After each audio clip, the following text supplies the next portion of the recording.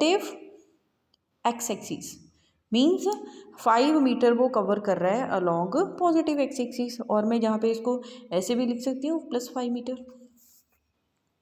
ठीक, next is, अगर मैं ये इसी पॉइंट O से अभी मैं राइट हैंड साइड को मूव हो जाऊँ, let us suppose this is the new point, मैं इसको नाम दे रही हूँ B' एंड मैं ये वाला जो पाथ लेंथ है again I am going to take the 5 metre. Now in this case what will be the distance, the distance is equal to कितना हो गया आपके पास 5 मीटर, जस्ट मैंने क्या लेना है, पाथ लेंथ लेनी है। और डिस्प्लेसमेंट क्या होगा यहाँ पे, डिस्प्लेसमेंट क्या है आपके पास 5 metre and along negative x axis, जो आपके पास डिस्प्लेसमेंट है वो 5 मीटर है और किस डायरेक्शन में जा रहा है, अलॉन्ग नेगेटिव एक्स एक्सिस। और मैं इसको ऐसे लिखूंगी -5 मीटर, -5 मीटर भी लिख सकती हूँ। तो means I am going to mention the sign, अगर मैंने साइंस मेंशन की है तो ये क्या है आपके पास वेक्टर्स है। मीन्स मैंने 2 सिचुएशंस लिए हैं जिसमें ये देखो डिस्टेंस दोनों केसेस में क्या आ रहा है, ऑलवेज पॉजिटिव है। डिस्टेंस दोनों केसेस में क्या है, पॉजिटिव है, बट जो डिस्प्लेसमेंट है वो एक केस में क्या आ रहा है, +5 आ रहा है, +5 मीटर आ रहा है, एंड सेकेंड केस में कितना आ रहा है आपके पास, -5 मीटर आ रहा है। तो मैंने यहाँ पे एक पॉइंट क्या कंक्लूड किया कि जो डिस्टेंस होगा वो आपके पास ऑलवेज क्या आएगी, एक पॉजिटिव वैल्यू आएगी। क्लियर, एंड जो डिस्प्लेसमेंट है it can be positive as well as negative. Clear, अभी मैं इस एग्जांपल में एक और चेंज करने जा रही हूँ। लेट अस सपोज, फर्स्टली तो हम बोल रहे थे कि ऑब्जेक्ट जब it is moving from point O to B और it is moving from point O to B'। अभी मैं बोल रही हूँ कि अगर मैं ले लूँ कि फर्स्टली पॉइंट जो ऑब्जेक्ट है, बॉडी है, that is going from point O to B, then it comes to the B, पहले यहाँ पे क्या है O to B, then it come back to the point O। Third case is the, ये मैंने first case लिया, ये मैंने सेकंड केस लिया, और मैंने थर्ड केस में लिख रही हूँ कि एक जो ऑब्जेक्ट है वो फर्स्टली O to B जा रहा है, then it comes from B to O। Now the object moves from O to B and B to O, मतलब वापस किस पॉइंट पे आ गया, O पॉइंट पे। अगर मैं इसका केस में डिस्टेंस लिखूंगी तो कितना होगा, डिस्टेंस पहले O से B तक कितना कवर किया उसने path, that is the 5 metre. अब वो B से O कितना आ रहा है, अगेन 5 मीटर, तो टोटल कितना हो गया आपके पास 5 metre + 5 metre, that is the 10 metre.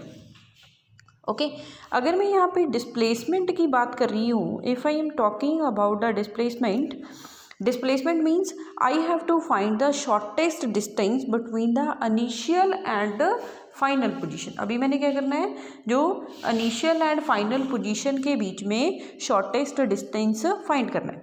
ये देखो मैंने कहा क्या बोला है कि firstly the point goes from O, मैं दोबारा डायग्राम रीजनरेट कर रही हूँ, O to B and then it frequently come B to, means firstly जो पॉइंट है, जो बॉडी है, दैट और द ऑब्जेक्ट है वो आपके पास कहाँ जा रहा है, O to B जा रहा है और वापस B to O। Means in this case जो इनिशियल पोजीशन है वो भी क्या है आपके पास O है, एंड जो फाइनल पोजीशन भी क्या है आपके पास O है। तो what is the difference between the initial and final positions, initial and final position के बीच में जो आपके पास क्या डिफरेंस आया, that is 0।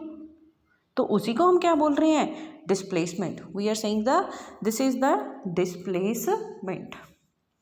Clear, this is called the displacement. तो सेकंड जो पॉइंट ऑफ डिफरेंस क्या आपके पास निकल के आ रहा है कि जो डिस्टेंस की वैल्यू है तीनों केसेस में क्या आ रही है, पॉजिटिव आ रही है, बट जो डिस्प्लेसमेंट है एक केस में आपके पास आया पॉजिटिव, सेकंड केस में आपके पास है नेगेटिव, एंड थर्ड केस में आपके पास कितना अपीयर हो रहा है, दैट इज द 0।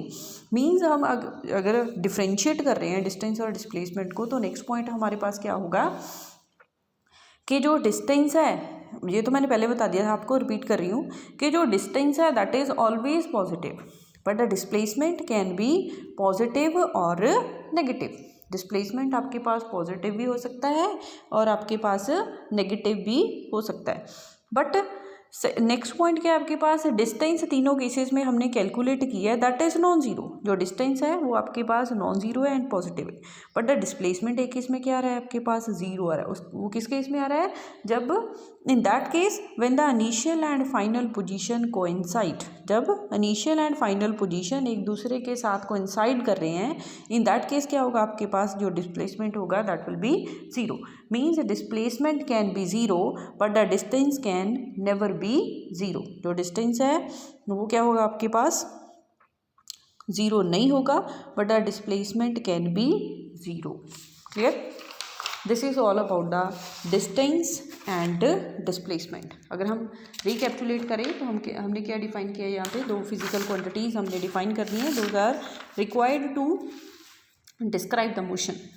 सबसे पहले था आपके पास मैंने दो क्वांटिटीज़ आपको लिखी हैं, एक ये स्केलर होती हैं, एक आपके पास वेक्टर्स होती हैं। स्केलर क्वांटिटीज़ कौन सी होती हैं, जिनके पास ओनली मैग्नीट्यूड होता है। Scalar quantities are those quantities having only magnitude, no direction, and vector quantities are those quantities which have the direction, magnitude as well as direction.